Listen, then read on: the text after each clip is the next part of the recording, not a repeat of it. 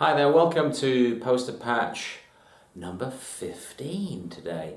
And this is the Circle of Influence by Mr. Stephen R. Covey. Now, the concept of the Circle of Influence was first brought into popular language in the 1980s by Stephen R. Covey's The 7 Habits of Highly Effective People.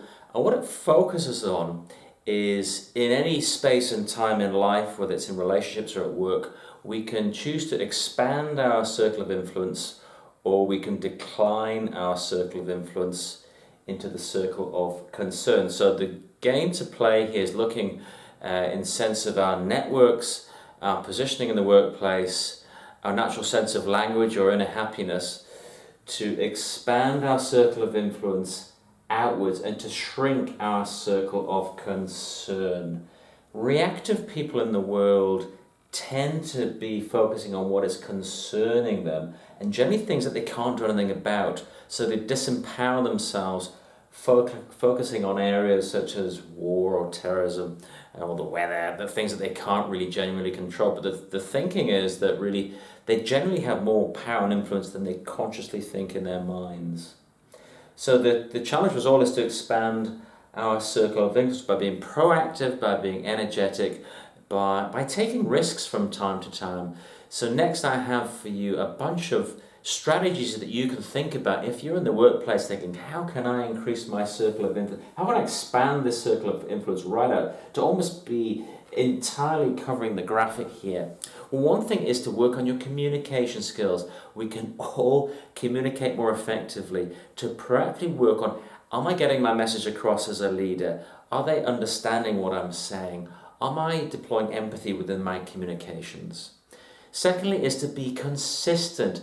It's very difficult to build trust with those around us and build our circle of influence if we're not consistent in what we do. We must follow through and do what we say. If we don't do what we say, the trust will get eroded and we'll have less influence.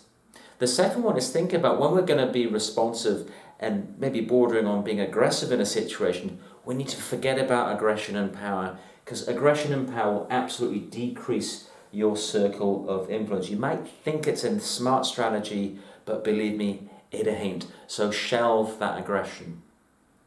Next is getting curious and asking questions of other people. We only really learn in life when our mouths are closed.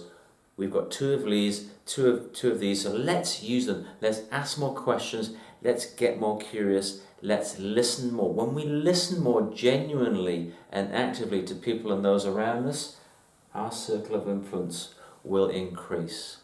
Develop some hobbies and interests.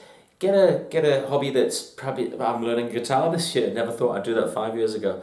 So deploy your sense of curiosity in life with building your skills, and that creates interest in those around you and develops common ground.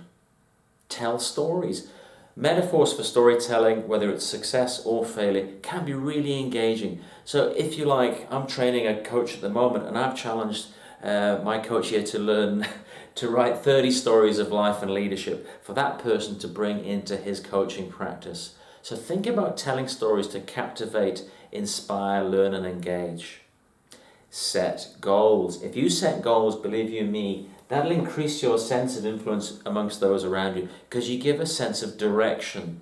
Where am I going? I'm planning to build my business at $20 million next year. I plan to build a team to expand into Australia next year. When we set goals, that's attractive to those around us. They sense that we have a sense of direction about ourselves. Be flexible and adaptive.